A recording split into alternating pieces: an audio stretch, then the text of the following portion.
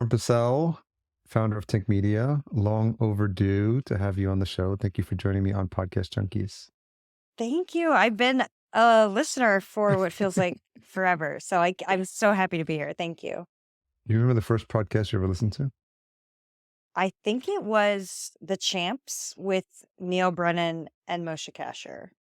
What year would that have been? Oh man, 2013, Okay. 2012, Yeah. maybe. I got injured and I was on crutches and I needed Mm, something. I have no idea how I found it. It was back when I feel like I would just go to like maxfun.com and listen to mm. everything that they had. Like it was people complain about Discovery Now. It was very, very hard to find new things to listen to. I would listen to anything. But I love The Champs. I still miss that show. That was a very good show. Did someone introduce you to podcasts or did you just kind of stumble on them? I don't remember anyone telling me. I must have been searching for something to do while I was on crutches. And maybe somewhere I found someone recommending podcasts, or maybe it was audiobooks first. I have Yeah. no idea. I was pre-serial though. What about you? I think it was funny because my journey started because of my love of house music. So I grew up DJing. Like I learned how Mm. to DJ on vinyl. I've still got my turntables. And I was listening to this interview show. When I got started, a podcast was a DJ mix. I didn't know anything about like people talking. And so people would be like, oh, go listen to this DJ's podcast. And I was like, cool. And it'd be like a mix. It's just kind of like, mixtape vibe. And then there's a website called Resident Advisor where you can go to find out anything that's happening in the world of like electronic music. And they had a podcast. It was called Resident Advisor or something like that. And they would interview DJs. And I was like, whoa, this is cool. I get to hear my favorite DJs for like an hour. Normally you just see them play. You can't like talk to them or you don't know anything about them. But then like you get to hear them like talk about their influences. And I was like, oh, this is so cool. And then I was working on a mobile app with a friend of mine.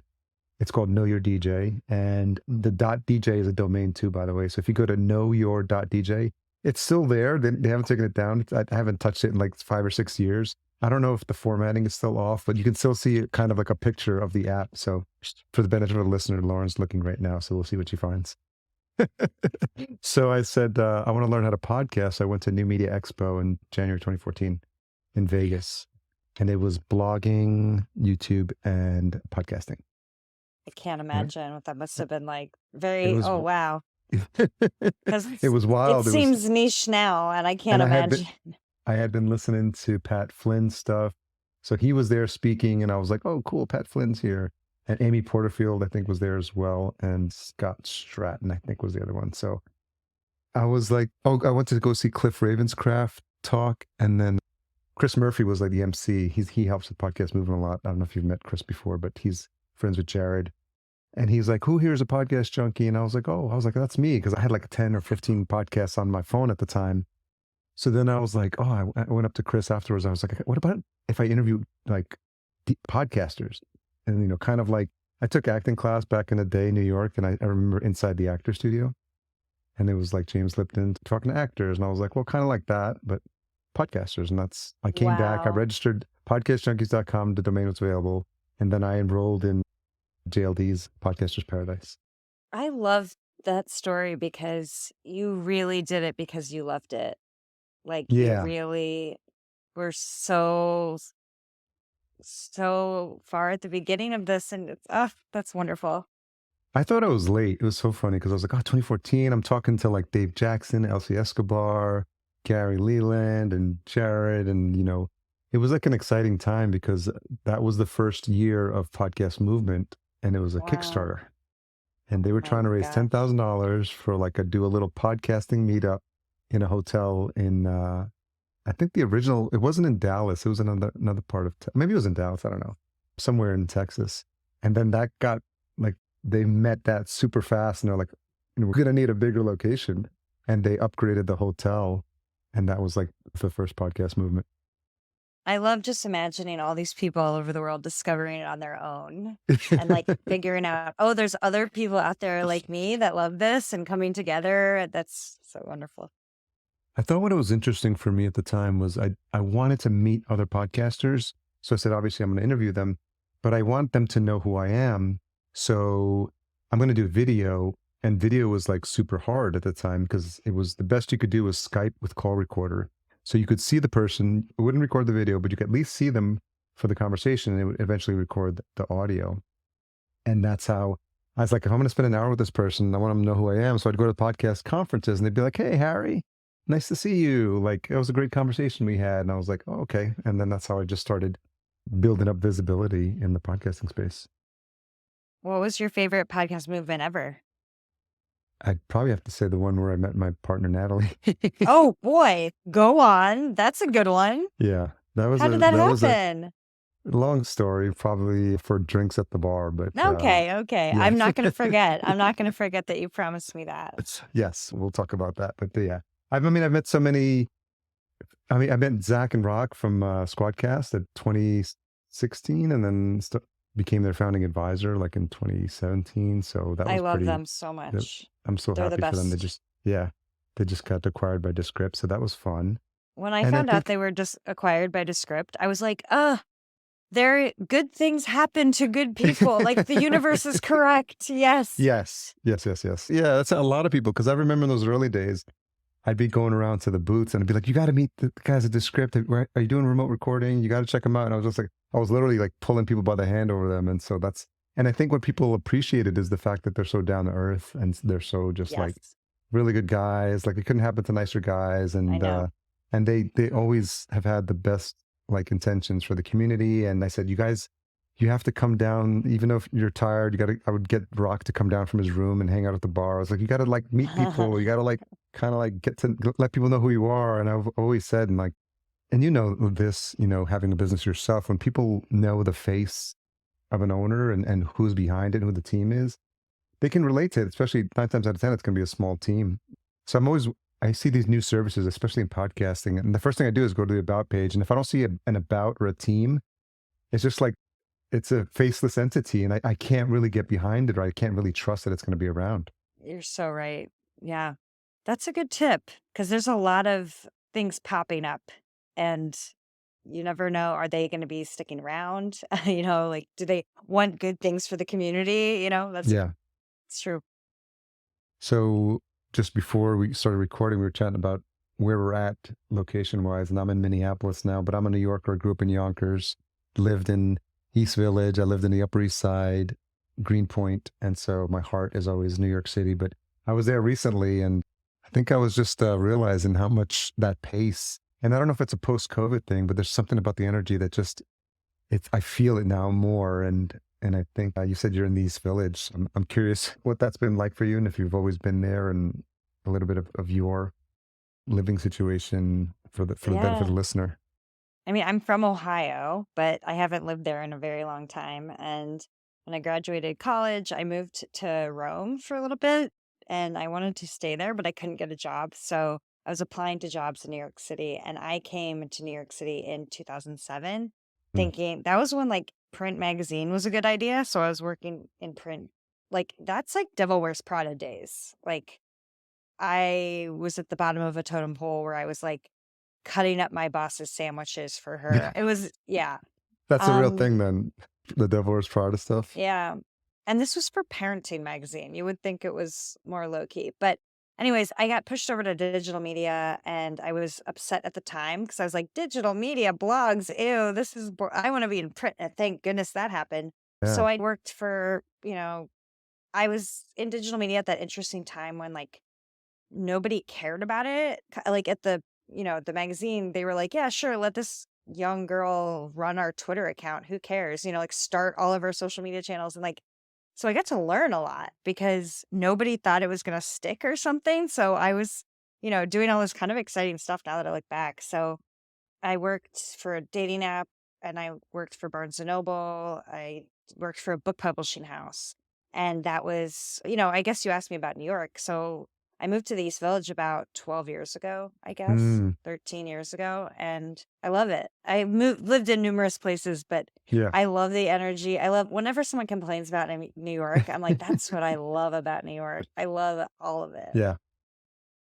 I lived on Avenues A, 7th and A, right off of I 7th and lived A. on 11th and A. Okay. Yeah. And there's that Spanish place on 7th and A that's really good. Yuca, isn't it? Yes, Yucca Yuca, yes. Bar. Yuca Bar. I know Yeah, what I you're love talking about. Yeah. that. Yeah, so I was there for 9/11. It was Oh, wild. wow. Yeah, I was living in that apartment, and when I looked out the window every morning, I could see the towers. And so, I just wake up in the morning, see the towers, and then I would listen to New York One in the morning, at 8:45 because I used to work at downtown by the towers, Chase Plaza, and it would be like a 15-minute train ride door to door.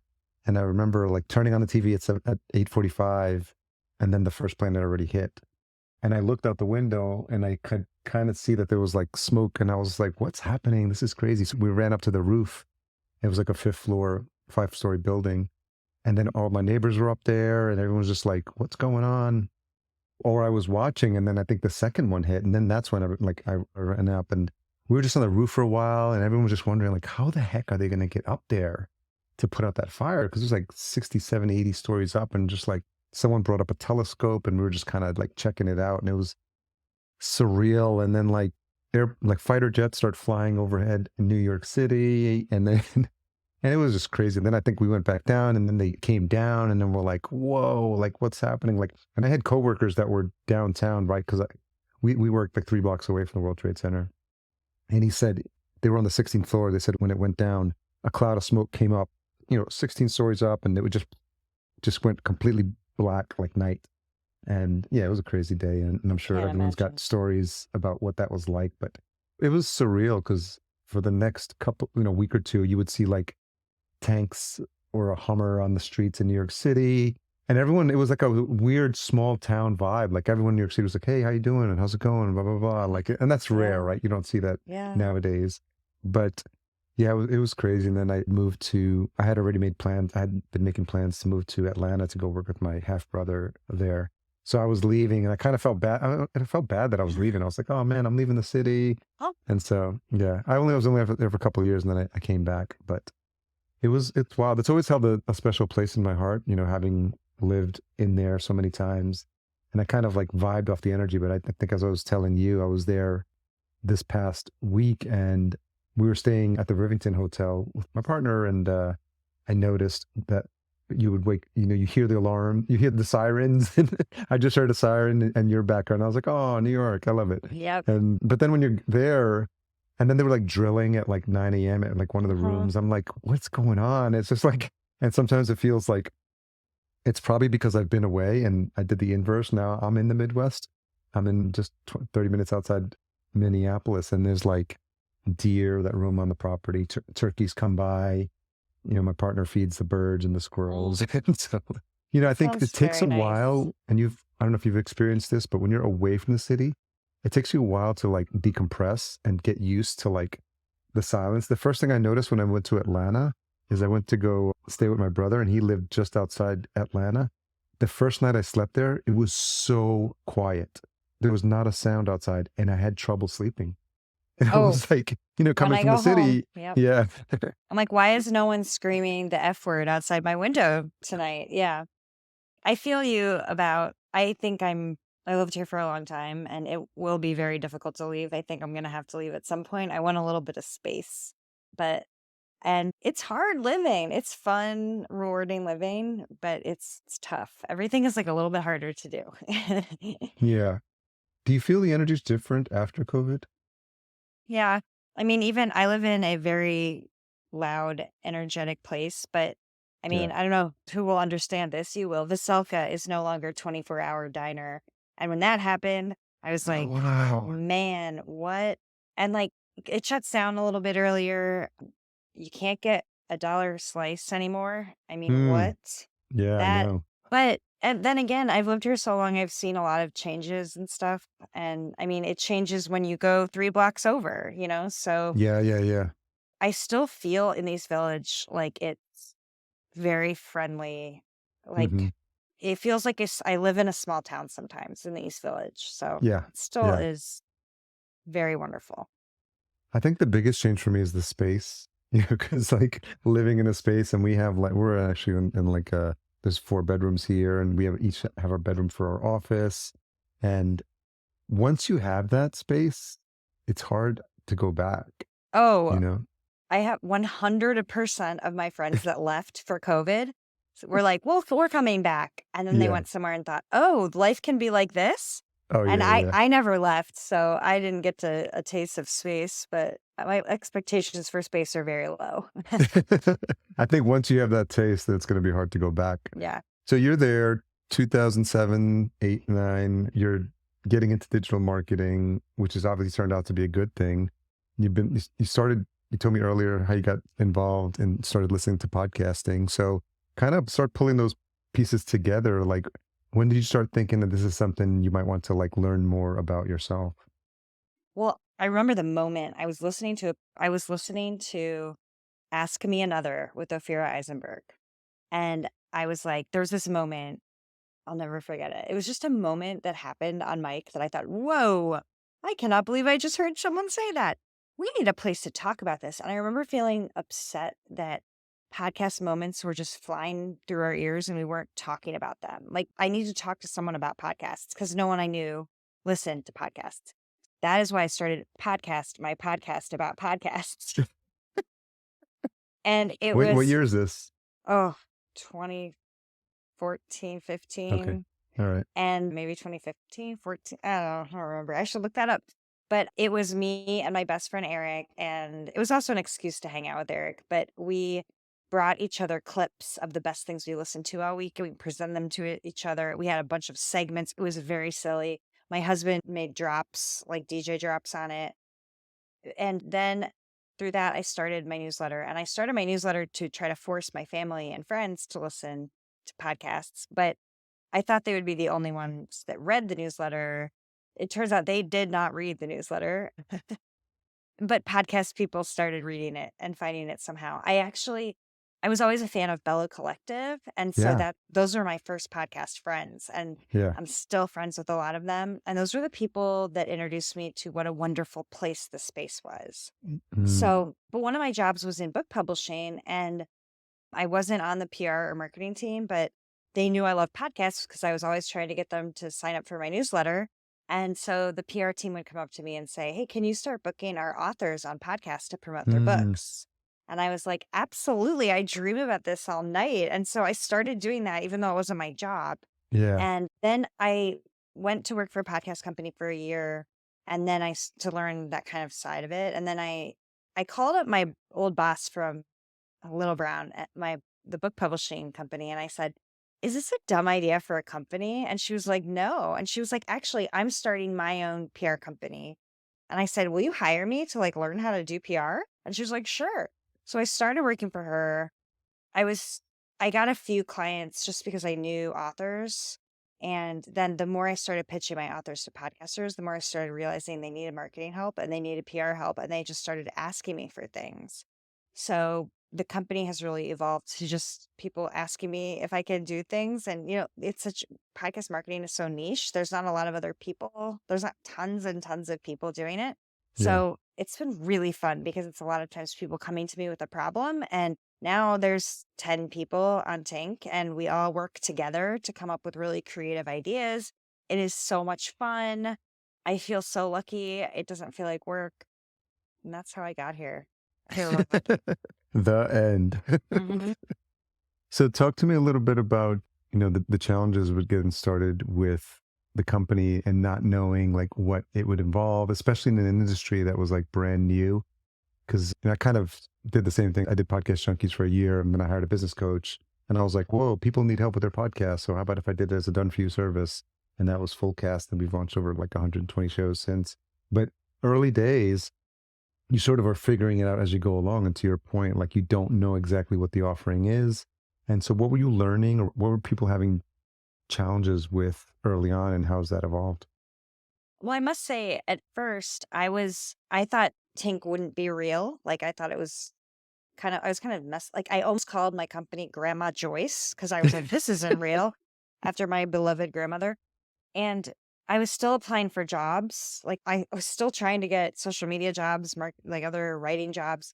Yeah. And so I wasn't brave. I wasn't like, I'm an entrepreneur at heart. I am not an entrepreneur at heart. I'm a terrible entrepreneur. Literally awful. I have no organizational skills. I don't think I do the dumbest things because I want to. I think I'm very like heart driven, so much as more than business driven. So Yeah. I never wanted to do this, but the work started picking up and I just had to stop applying for jobs. So honestly, I never thought that it just kind of, I just kept on saying yes and honestly, I probably wasn't afraid enough. I thought, yeah, I could do that. I've been working here for a long time. I know a lot of Yeah. people. I can figure this out. I've had to figure things out before. I can figure this out. And my dad loaned me a little bit of money and I never had to use it because it was such a low, like, I didn't have to really spend very much money. Yeah. And my first client that reached out to me, I'm very fortunate. Danny Shapiro of the podcast Family Secrets. She's an Hmm. author. So I was introduced to her that way. And I think she was the first person to say, can you help me with my podcast? And that team was the first person to say, can you pitch Danny? Can we do some promo swaps? And this whole company has just been me going, I guess no one else is sure. I loved doing Yeah. this. Yeah.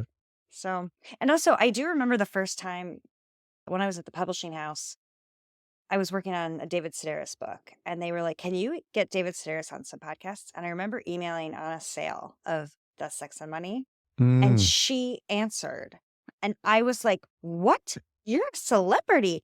And like those small moves in pitching someone and making it happen, I was like, Yeah. I can do this. It works. Like that was a huge moment. I was like, I can do this. I can make this happen. So I think it was Yeah. just, I'm lucky because not there just weren't a lot of other people trying. And I honestly think I should have been more worried about making it work, but I don't know. Well, I think part of it is that your experience in the publishing industry, your early entry into digital, and the fact that you're in New York, where it's kind of like built in that you have to, I mean, the cliche, you can make it there, you can make it anywhere, but there's like an energy and like a drive in New York that I think people, don't realize if they don't spend a lot of time there. I mean, I worked there several times and it's even just the pace, like even people on the sidewalk, like I would be the person that was like passing people on the sidewalk, because I was like, got to get to where I got to get to. And it's like, you always feel like this urgency around everything you're doing. Yeah, I don't know if you felt like this when you lived here, but like I think you have to be a little masochistic to live here. And so I'm just I run on like fast, a little uncomfortable, I run on stress. That's why I thrive with the rats and garbage and all the things that people hate about New York. I don't know. I feel like Yeah.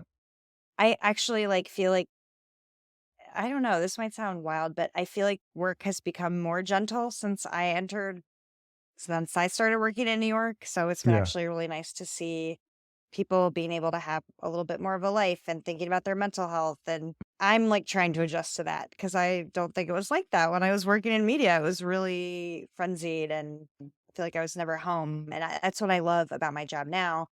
I thought I would always want to work for the man. I was like, sign me up. I Yeah. want Yeah. to have all those things. And now I just feel really free to be able to have my own company. But I never thought it's something I wanted. Yeah, I think it's not for everyone. And I'm going into like my ninth year with the agency and, definitely ups and downs. And it's not for the faint of heart. You have to be comfortable with failure. Lots of money wasted on stuff that I probably shouldn't have done before to just try to make things work, paid for coaches. And, there's something to be said about having that freedom to just kind of do whatever you want. And I've been remote since 2015. So when COVID hit, I was like, okay, yeah, I know what remote is. It's not a problem. But, just in being able to travel, and if you have to like do some work on the road and just having that freedom to be wherever you want and not being tied to a specific location. And also just understanding that like if the growth of your company is something that you're in control of and your future is in something that you're in control of. And so I think just in terms of the relationships I've built, with my clients and people that I've met and just people in podcasting and I think other entrepreneurs, it's something that there's been a couple of moments when I'm like, do I want to go back and get like a real, like a six-figure job? But then it's like, when you think about everything that you're giving up, it always brings me back to this because it really, I like it. I didn't realize how much I love being a business owner and just in getting into the nitty gritty of like, okay, how do we solve this problem and learn, and then all these things you got to learn. You got to learn marketing. You got to learn designs. You got to learn how to be a good salesperson, like all these things that you have to sort of figure out on your own. And that's the thing. No one's going to come to save you when you're a business owner. Like the buck stops with you and you have to figure things out. And there's something empowering about that. Yeah, I'm lucky because my team solves a lot of my problems there. I am the first person to be like, help everybody. Or I ask them their opinions all the time. Like I couldn't do it I owe everything to them. They're the best. But my favorite things are just everything that I do comes back to the company. And I feel like I worked in so many jobs where I thought I would get rewarded. Like I thought I would work really hard and someone would say, come on, Lauren, good job. We're giving you a raise. That doesn't happen. Like when you work hard and you have your own business, you get it back.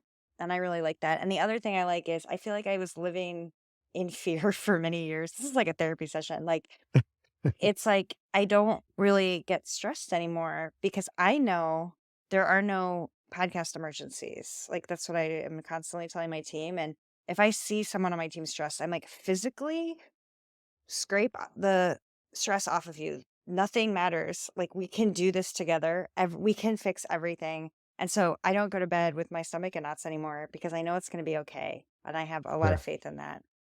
I had an old boss who used to tell me, at the end of the day, we're not saving lives. He's like, and it was really like helpful to hear because I would be like stressed at work sometimes and I'd have so much on my plate.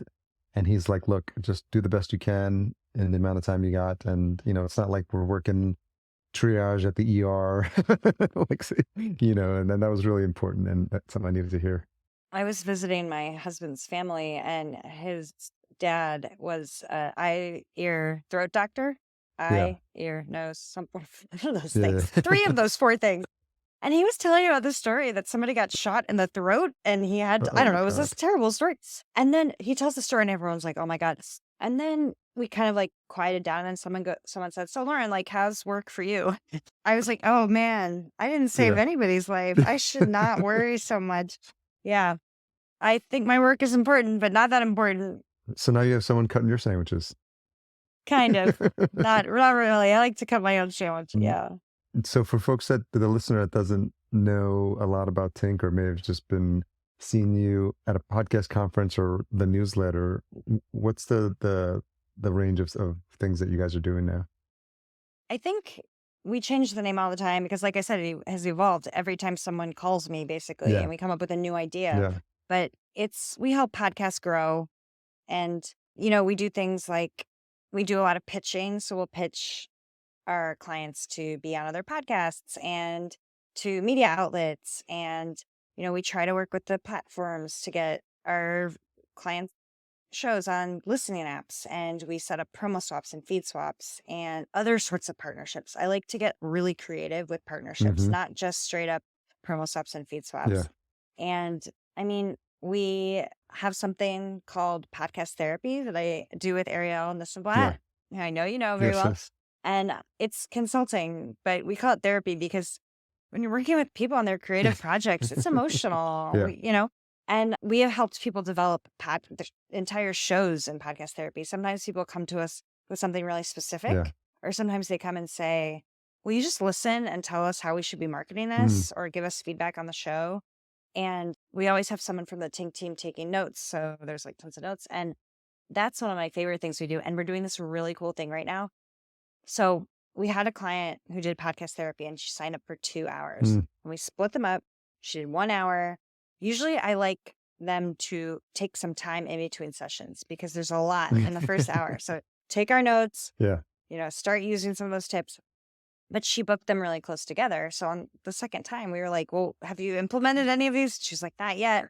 I was like, you know what? Go away. I was Yeah. like, go to your room. No, I was like, go, turn off Zoom. Yeah. And so there were three of us on the call, me, Devin, and Ariel. And I said, for 55 minutes, let's just speed pitch, make a letter in 1 minute, go through our Rolodex. So together, the three of us just went nuts. Mm. And we booked her on 8 podcasts and got 4 write-ups for her. And I was Nice. like, oh, this is something. So right now we're trying to do something where you have an hour of podcast therapy with us and then you go away and we see what we can accomplish in an hour. And honestly, it's very cool to see it happen, but Yeah. it's just really fun to be working together like that in this like fast pitched environment. Yeah. So that's something I'm excited about. But, we do a lot of other things too. We have a newsletter we all work together on called Podcast Marketing Magic. And we have a podcast called Feed the Queue, where we just feed the queue with things, audio things, episodes of things that we want. Yeah. It doesn't have a release schedule. We're just feeding the queue. Yeah. And we're working on something now called Tink's Audio Delicacies, which is like our end of year best of list of the year, where we reach out to podcasters and ask them to give us their favorite thing that they listen to. Mm. We're always working on something where I say, what can we work on that is really fun and takes up tons of time, but makes us no money? See, I told you I'm not a good entrepreneur, but we're Yeah. having a lot of fun. Yeah.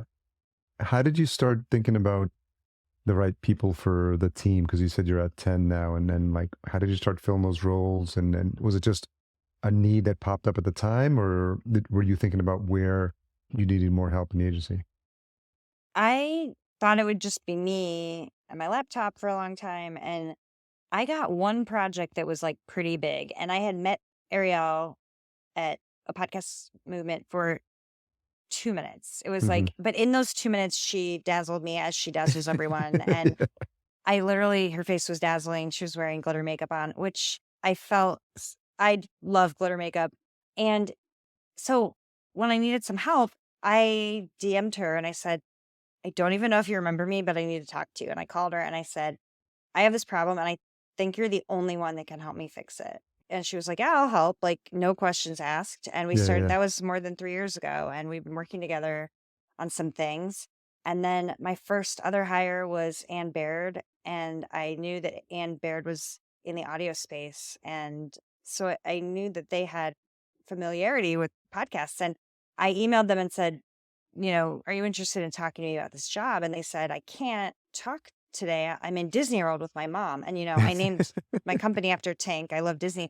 And I was like, I have no further questions, Ann. You were hired. I had literally no further questions. That's and funny. then Devin was the next hire. And Devin, I just saw a random tweet. Devin tweeted, I wish someone would hire me to write about podcasts. And I DM'd her and I said, are you interested in working for me? I mean, that's how, I know this sounds wild, but That's- I can teach anyone to be a PR person or a marketing person. I can't teach Yeah. anyone to love podcasts. Yeah, yeah, That's the yeah. most important thing.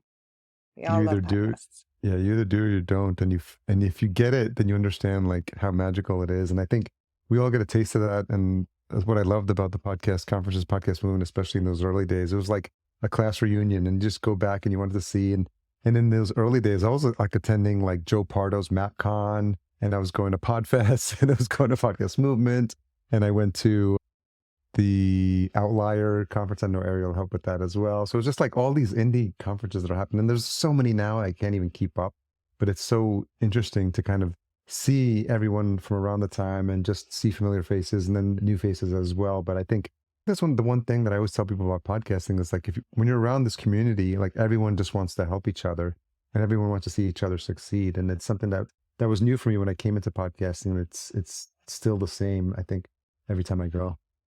It's new for me too. I was speaking once and someone got up and said, well, why would I do a promo swap? Why would I send someone to another show? And I was like, I think you're in the wrong business because these people like to help each other. And that is why I love it so much. Yeah. But have you noticed a difference in that? To me, it's always felt that way. But you've been doing this longer than I have. And have you seen a change in how people work together? I think maybe now because it's got way, way more corporate, right? I mean, we were at the last podcast movement and like the booths for some of these like vendors and like the Spotify's and the couch, even Libsyn's gotten fancy now. Libsyn never used to have like the fancy booth, but I think it's maturing as an industry. So it makes sense that's going to happen, but I still think there's opportunities for people to like have more community engagement, more community feel. And I think if you look for it, if you go down the path of corporate and you come into it from that mindset and you come into it from like other industries, then you'll probably just stay in that lane and stay, and looking for like the big shows with the big stars, with the big budgets and, who love to spend a ton of money. Like, but there's always that thread. There'll always be that thread. And that I noticed, with your newsletter as well, just kind of that thread of supporting like the indie podcasters. Cause it always feels like there's just new people coming in all the time and they're just like really excited and really curious. And I'm always like looking for ways to like get the word out about what new folks are doing. And, I just use the show to like talk to people that I want to talk to. And it's just like, it's fun for me, it's like, I don't have like agendas with like the guests, and I think that's a common thread for some of the my podcasting peeps that I continue to maintain relationships with. I love that so much. I love the indies too. It's funny. I just got this pitch for a indie show for my Yeah. newsletter, and she wrote at the bottom, apologies for being, she's pitching me to write about the show. And she says, Yeah, yeah. apologies for being a slightly clunky publicist, not my natural mode, but want to be a bit better at fighting for spaces like this that champion the small, the intimate, and the adventures, the adventurous in a world of big, multi-part stories. And I thought, I was so moved by that because I thought the indies should be fighting hard. They Yeah. shouldn't be apologizing for fighting for themselves because they're Mm, making the best stuff and they're yeah, making yeah, it yeah. because they love it. Yeah. And I want those indies to be fighting for themselves. And I want spaces that give, you know, honor to the people that are working so hard to make these beautiful things. And, I have a lot of clients that are indies that, when podcasts were going through a rough time would say, should I be worried? And I was like, I don't think so. Cause you were always going to make this. You weren't doing any, you didn't have any motivation other than you were making something you love doing and you weren't spending a crazy amount of money to do it. You're fine. I think the indies will be fine. So you obviously get a lot of folks come to you who are various stages of podcasting. I mean, obviously we don't want to, I mean, the basics are the basics and people know what they need to do if they're listening to this or watching this to get started. But where do you see like podcasters that are just getting started, maybe 1 or 2 years under their belt? They've got a rhythm, they know exactly what they're producing, they've got a flow for their production. But now, like, the holy grail, right, is like, how do I see that next level of growth? Have you been seeing common like trends, or are there things where you consistently, after speaking to so many podcasters, it's like where they hit that speed bump of like things that they could be doing better? I mean, I don't know if this exactly answers your question, but something that I see a lot that is podcasters that'll say, I was on a BuzzFeed list in 2016 and I have plateaued. And I'm like, oh no, because you hit that sweet spot. Or like I was featured on Apple in Yeah, 2013 and it's like you got that huge bump. And that's tough to grow from if you got really big from yeah. in 2015 or something. So that's something that I think is tough. But now I think what I try to do, and I think what podcasters should do, and it's a lot of work, is read and listen to everything. And I don't think a lot of Mm. podcasters do that. I ask podcasters what podcasts they listen to, and a lot of them say they don't listen. And that's a spicy take from me that I think you have to listen. When I worked in book publishing, I didn't have a author that wasn't a voracious reader. People fight with me about this all the time, but I think you have to listen to know what other people are doing and how to work with them. Because I think growth is all about working with people in creative ways. I really think that's not a very simple answer, Hmm. but figuring out creative ways to work with others, I think that's what makes me excited about podcast marketing. And that's what I think we need to start doing. But, ooh, we need more people writing about podcasts. Oh, You know, okay. like I think, I have 2 newsletters I write for Lifehacker. I need someone to pitch other than myself. Well, Sky's got a pretty decent newsletter she started as well. And I see a lot of folks talking about the industry and the challenges as a podcaster, like staying on top of them. And my biggest connection to what's happening on a day-to-day basis is Pod News. So I just, because it's an easy listen, it's like 3 4 minutes, and then I'll dive into Pod News weekly as well. And I feel like that gives me like the whole, not obviously everything, but I think because it's such a visible short podcast and newsletter, that I think people like send stuff there. So James is getting tons of press releases as well, and I think it's one of the ways that I figure out like what's happening, what Apple is doing, what Spotify is doing, and it's stuff that I can relate back to my clients. But do you think that there's other skills that podcasters should have? Like for me, I used to think like, oh, I like podcasting because I don't like writing, and I don't like being on camera in front of YouTube. But then I've sort of changed my stance recently, and I started a newsletter since October, and every Saturday it goes out, and it's just me talking about like my life, like what I do. Like I'm traveling here. I went to go see my therapist. Like my dog passed away. Like just sharing my ins and outs and my journey, which I really think now is a big. I'm thinking more of as I get older, like sharing my life's journey and the highs, the lows, and let people like be inspired to like share their journey as well. Because I think we're all hiding behind these masks and we're behind these mics and these nice mics. And like people think like that this is what we sound like in real life. And then like, as you and I know, like when we're in the real world, like everything's bumpy and messy. And I think sharing that, all those ups and downs, I think it's helped make me a better podcaster because I'll share the newsletter and I'm like, oh, this is what I created today. And I talk about a couple of like episodes I did. So are you encouraging podcasters to sort of get out of that podcasting is the only way in the only medium bubble? Did you really lose your dog? Yeah, we lost our dog 4 months ago, I'm Cocker Spaniel. sorry. Yeah, she was I'm really sorry. special, really present. And I had a dog previously with my ex, Yorkie. His name was Disco, and regular listeners to the Mhm. show know a lot about him because I would mention him a lot. And so he lived to about 15 or 16, so he had a great life. And then with my current partner, she had a dog when we got together. And so I was only with her for about 3 years, and she was with my partner for 9 years. So she took it harder, but incredibly, incredibly smart. Cockers are super smart. And she did this thing where you would say, her name was Isla, and you would say she had all these stuffy toys, like little animals. And you say, Isla, go get giraffe.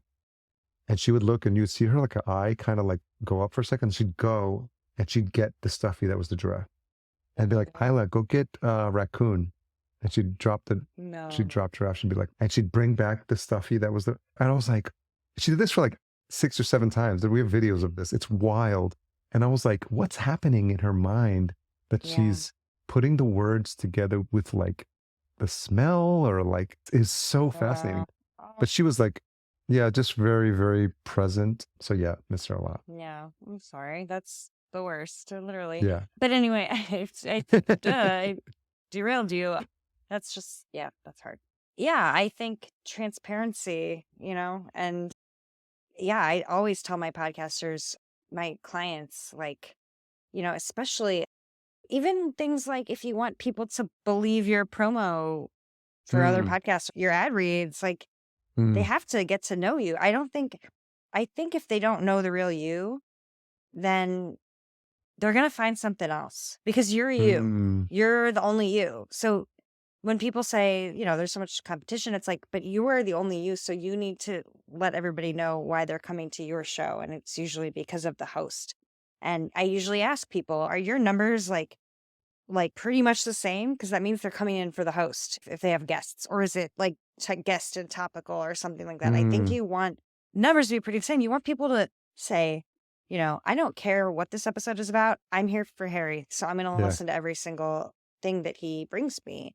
So yeah, and a lot of times I think sometimes podcasters are shy to do that.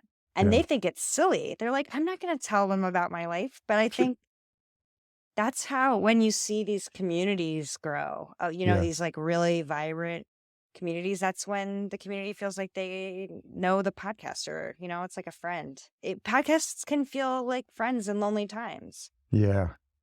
And especially after everyone was starting a podcast around COVID. But I think, and you've heard this before, and this is what I heard when I was getting started, this idea of know, like, and trust, and people need to like build that relationship with you over time. And I think if you're not being vulnerable, I think we're all craving that more. I think more and more as with what's happening in the world. And I'm just expanding. I'm talking more about like my spiritual journey and stuff because I'm almost repelling people as fast as I attract them, I think, because I'm like, maybe if I'm not for you, that's cool. Like find someone who is for you. But I'm just like, this is the stuff I'm going to be talking about. And if it's a little out there, then at least it'll start to pull in the people into my orbit who are like, who get it or are like along for the journey or curious as well, which I think is fun.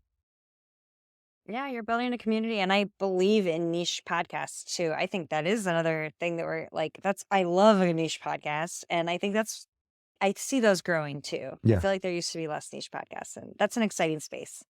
I started my second show in 2020. It's called the Vertical Farming Podcast. You can guess what it's about. But it's crazy because it's generated Wow. over 80,000 in sponsorship dollars. I interview CEOs and founders of vertical farming companies. It literally is what it says on the label. I grabbed the domain because I was really strategic about it, Lauren. I was like, I want to see if I can create my own podcast client and a sponsor driven show. So I started kind of like reverse engineering. I saw an industry that was growing. I saw there was VC money, which means marketing dollars, because I was like, that's where the budgets come from, marketing departments.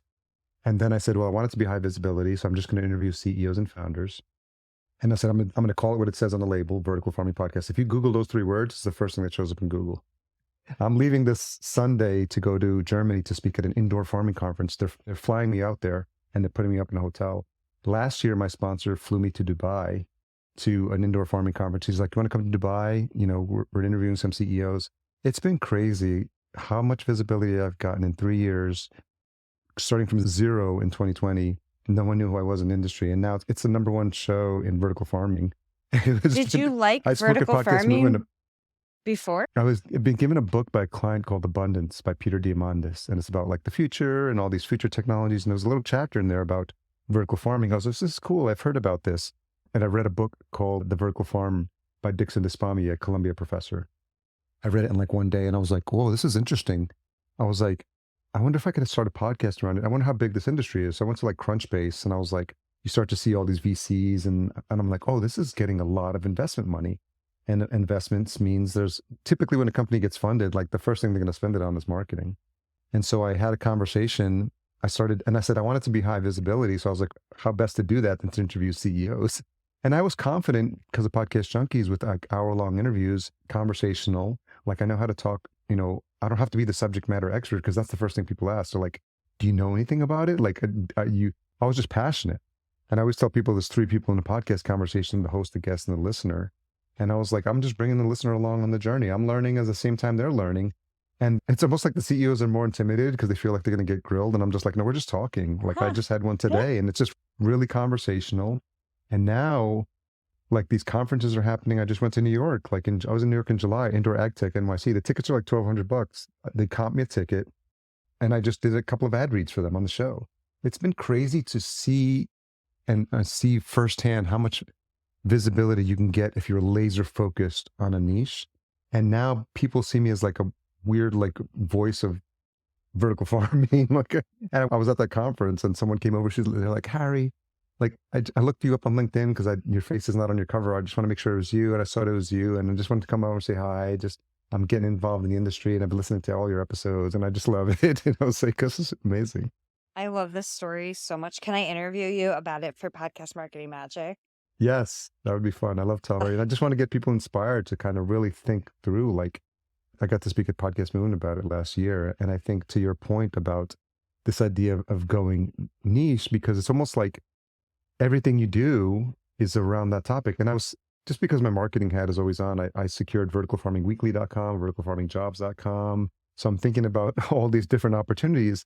Now, one of the companies that I interviewed, they're just getting started, but they might need help on a marketing front. And I'm talking to them about being an advisor. So it's like crazy, you know, how much visibility you can get if you create these platforms because these companies, like they have dollars to spend and they'd rather spend it on a niche show, you know, and I think it's pretty interesting. So I think anyone who's got a skill in podcasting, you know, if they're interested in like going niche, I think should definitely like consider it because I think about all these different topics like cellular proteins and climate tech and all these like super niche industries that are getting a ton of like funding and all these new companies popping up. And I'm like, man, I don't have enough time to chase down You all of should these opportunities, but you it's should so start a interesting. podcast about that where you're Yeah. just giving away ideas. Charge people Yeah. for it. No, I feel like Yeah. I just told my story and I kind of have felt like I was in a niche because there's not a lot of podcast marketing, but you went beyond that. You're like, not just podcasts, vertical farming. And Yeah. maybe you had a similar experience where you're like, nobody else is doing this. So now I'm going to be like doing it. Like Yeah. it feels familiar to me. I love that Yeah. story. Yeah. When you think about like where we're going as an industry, you know, do you ever get burnt out? What keeps you motivated? I'm a child. I don't get burnt out about this. I feel excited every Yeah. day. I think it's because of the people. It's because of my team. Yeah. Also, I feel lucky because, I usually work with people some clients I've been working with for years, but a lot of it is for a launch of a show or something Hmm. like that. So it's always different, you Yeah. know? Yeah. And so I'm always learning something new. Like none of my days are the same. Yeah. And I think there isn't like cycles. Like at my old jobs, it'd be like, oh, it's this time of the year, we're doing this. I don't feel that way about my Mm. job. I feel like every client I have is on a different schedule. Every client I'm having has a different goal. And also, I love podcasts. So me getting to listen is part of my job, and Hmm. I find such joy in it. I'm telling you, this is gonna I sound like such a dork, but like I jump out of bed in the morning because I want to see what shows have been refreshed overnight. Like I can't wait to listen. So that's huge that I love what I'm working on so much. Do you find that the time that you have to listen to shows has gotten like smaller because of like all the other stuff you have on your plate, or you just always find time to listen? I get up very early, and that's my time to myself.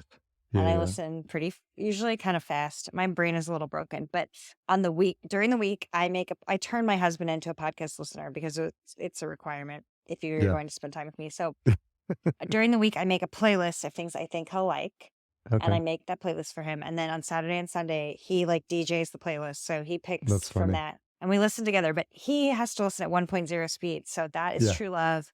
I listen at 1 point speed with him.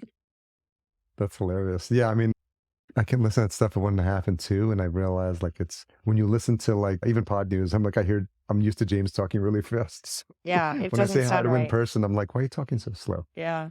There's certain shows that I slow down, but yeah, of course. Where do you feel we're at? Because if people are just getting in, and when you think about that number they keep throwing around, I know they throw around the 4 million number, and that's just like all shows, and then like the couple of 100,000, which is like active shows. And people looking from the outside would think like, oh, it's like saturated. Every topic has been covered, and everything you can podcast about has already been done. Like, what would you say to folks coming in from the outside or looking at it from the outside who think like, there's nothing really new happening in podcasting? Well, I would say you can cover a topic that's been covered a lot, but if you do it your own way and also Yeah. do it really Mm. well.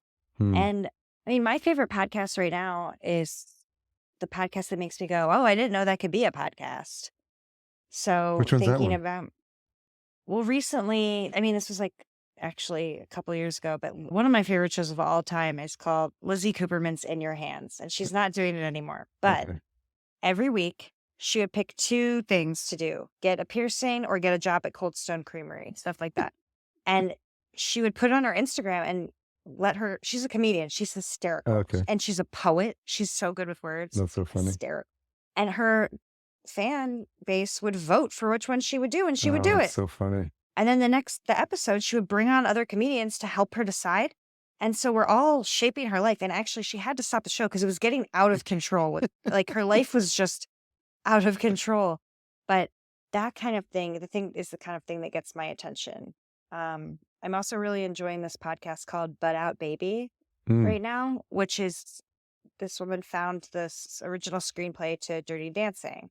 And she's just going scene by scene, but like really in minute detail, but she knows her stuff. So it's other Oh, people have done wow. stuff like this. It is well done. There's like original music, really niche interviews with people about small things or like details like this glass was on the table like this because of this. Like, but the funny thing is, she's making it herself. She's an indie podcaster. It doesn't have it's not like it's not coming out every week. Yeah. Episodes come out when they come out. So guess what? I am reading about every single episode. I have a party every time there's an episode. I'm constantly refreshing.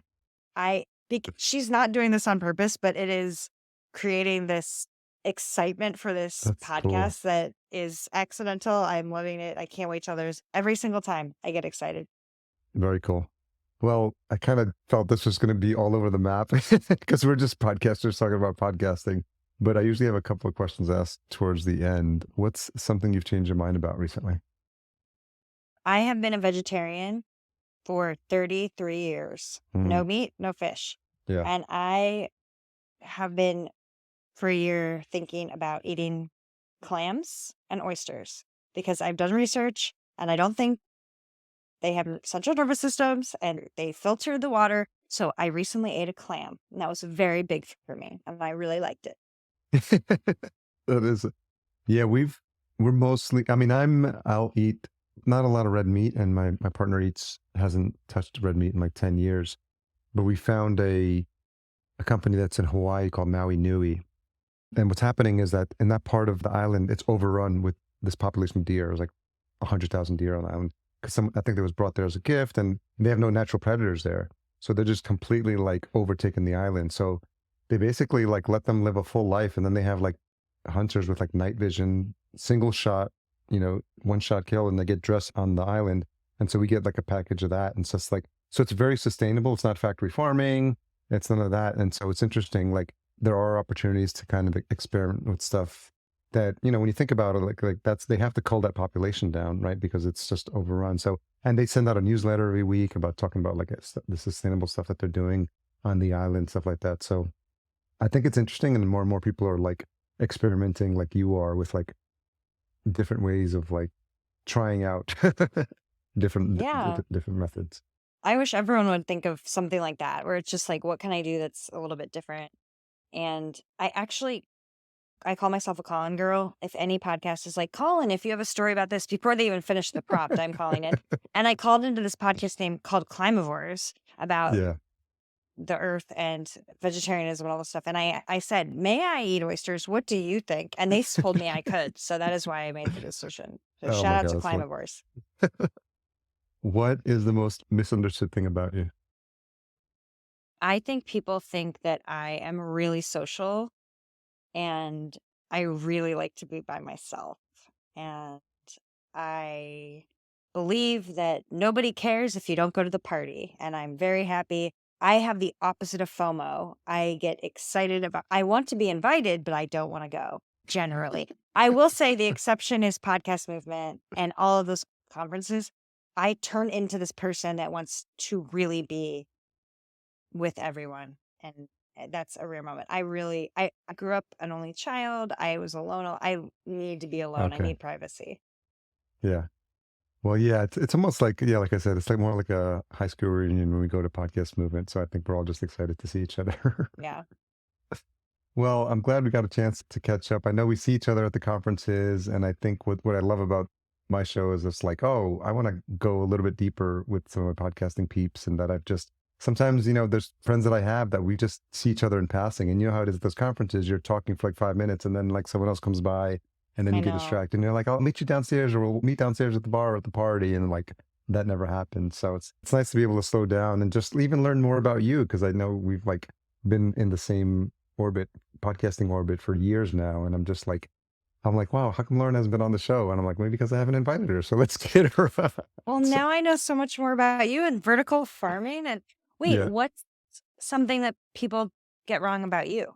I think it is I'm fine that I'm selectively extroverted. So if you see me at the podcast movement and if you get me to karaoke, I'm the one on stage singing Rapper's Delight. And I love kind of like, goofing around.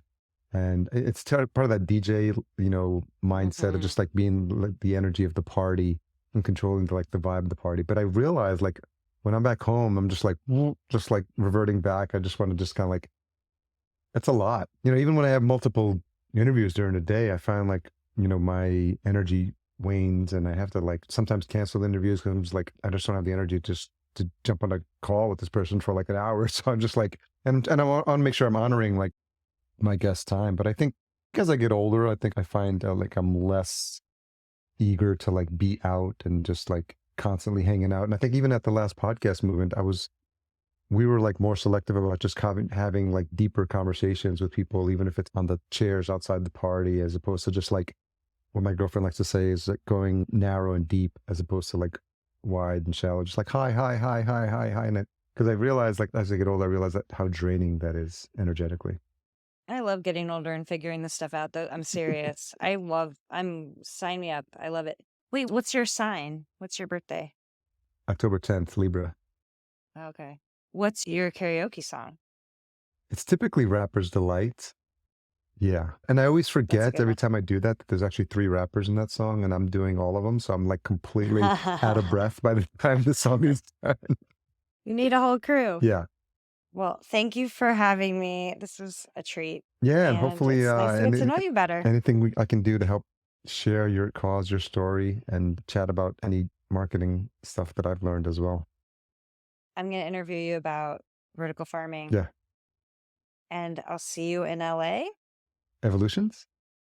I Yeah. think so. Yeah. It's going to be in LA this time. So what is it, February? March. March. Okay. March. Yeah, it's on the calendar, so I think I'll definitely be there. Where Okay. do you want to send folks to learn more about all the wonderful things you're doing? I think tinkmedia.co Okay. or podcastthenewsletter.substack.com. Okay. Those are my two. I mean, everything's at tinkmedia.co. You can just say that. Yeah. And if you're not subscribed to Lauren's newsletter, then you're really missing out. If you have any interest in growing your show, so highly recommend people do that. So we'll make sure all those links are in the show notes. Thanks again for everything you do for the podcast community. You and your team are an incredible resource.